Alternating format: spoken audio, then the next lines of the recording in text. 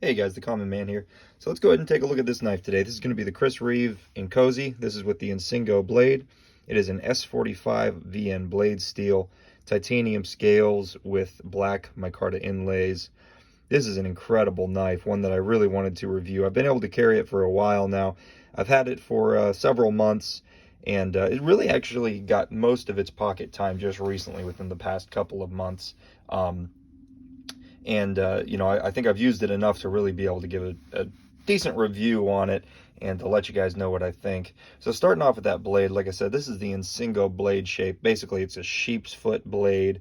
I liked it because of its relatively low point in reference to the handle. It's relatively flat edge there. It lends itself very well to EDC cuts. Usually I find myself with my EDC knives doing puncture and draw cuts, usually into packages, packaging tape, sometimes cutting open letters, things like that.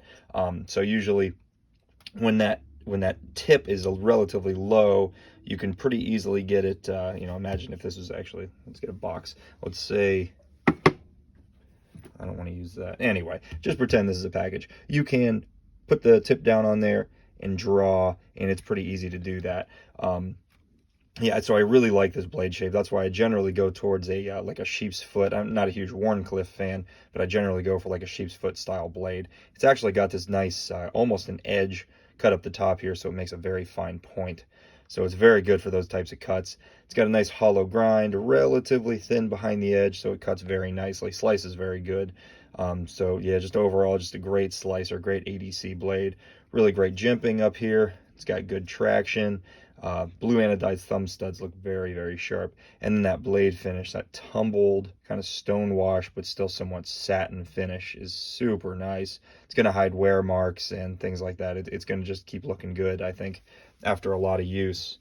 The handle is stonewashed titanium. It's actually got a fair bit of texture, so it's got a lot of grip. And then with that black micarta inlay, it's got tons of grip. It's just not coming out of your hand. You've got these really nice finger grooves. Your fingers fit in there really well, whether you choke back or even choke up. This isn't necessarily intended to be a forward finger choil. I do use it as one, and you are just locked in. It's very comfortable. No real hot spots. You can feel the clip a little bit, but not too bad. Overall, extremely comfortable. It's a very, very good looking knife, very good looking handle. I love the chamfering done around the edges of the handle. All the edges are knocked down. You can see the chamfering is not even just straight cut, it's actually got some curvature to it too. So it really adds some character. Comes to a nice point at the ends there. Very nice. No real edges, nothing uncomfortable at all. Like I said, pocket clip, you can feel it, but it's not necessarily uncomfortable. And we'll go ahead and talk about that pocket clip. I think a milled would have been nice. A milled pocket clip would have been really nice, whereas this is kind of like almost like a stamped piece. I believe it is titanium, but it is very, very tight. And it being so tight, as well as the texturing on the underside of the pocket clip, as well as against the scale, and then also thrown in that micarta inlay there, makes it very difficult, honestly, to get it in and out of the pocket. It is pretty much a two-hand procedure to get this thing in and out of the pocket. If you yank it hard enough, it'll come out all right, but putting it in, you really got to pull that seam of the pocket to allow this to slip down in there. And it's honestly, guys, it's wearing the material on my jeans pretty well. So it's very tight. This would have been nice if it was a little bit looser. So that's probably my biggest complaint of the knife, honestly. And while we're talking about negatives, the other negative I think would be the lanyard. I don't mind the knife coming with a lanyard. That's not a huge deal. What I do mind, though, and I really don't like, is the fact that you have to pretty much disassemble the knife to get the lanyard off. I ended up untying the lanyard because I didn't want to cut it. I probably could have cut it, and it probably would affect the secondary market value just the same as me untying it, but I don't know. I figured untying it seemed like a better option rather than disassembling the knife and cutting it. But yeah, I mean, I would like to see them include the lanyard maybe in the box so you can put it on yourself, or just make it simpler to take off without having to untie or cut it. But, whatever. The action on this thing is awesome. Very, very smooth.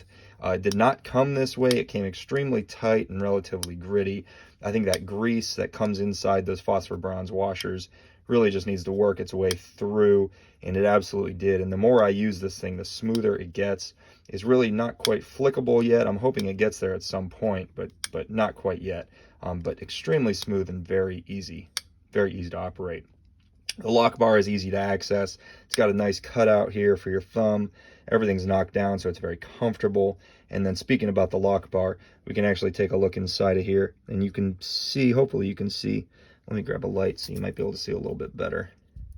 This isn't working with a regular lock face. This is, the lock face on the blade is normal. You know, it's kind of the same deal. But you can actually see down in there, it uses a ball detent. Trying to get that camera to focus. But you can see that ball detent actually acts as the lock bar face as well as the detent to close the blade. So you can see that ball in there. And it serves double duty. Like I said, it locks out the knife and it also closes the blade. And it's very, very nice because what it does is it eliminates lock stick completely, and it gives a good solid closing detent. So I really love that. I think it works really incredible. But overall, guys, this knife is incredible. I think the quality is honestly superior to that of the Rick Hinderer XM18, which I've owned a couple of. Those are awesome knives, but I think this thing is just a step above in overall fit and finish, in quality.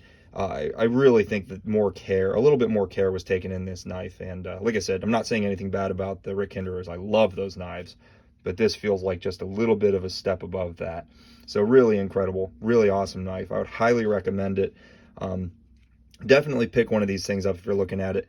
And I would look at the Insingo blade, because I love this blade shape and it is awesome for EDC. It's not a huge knife. It's a nice size knife, a little bit big, but for me, I've found that this size of a knife is perfectly fine and probably right up the upper limit for EDC carry. Before we end this, I want to do a couple of knife size comparisons. We'll compare it up against a truly large knife. This is the 4-inch Spartan Harsey folder. You can see 4-inch blade. This is a pretty big knife, and this thing is not quite the same, not quite as big. So it's going to be a little bit easier to carry. And we'll go ahead and compare it up against actually the knife. Let's see, well, it was in my pocket, but anyway, Para 3, you can see it's a fair bit bigger than the Para 3. Yeah, considerably bigger, but again, it's just not excessively large. And one that I think is a cool comparison is the Benchmade 940. You can see it's still a little bit longer than the Benchmade 940, but one thing I want to show you is the closed size. Although it is still a little bit bigger, it's not a ton bigger than the Benchmade 940 closed, so it really carries really well. It's not cumbersome in the pocket. It's very comfortable. It's overall, I think, honestly, a really great EDC knife.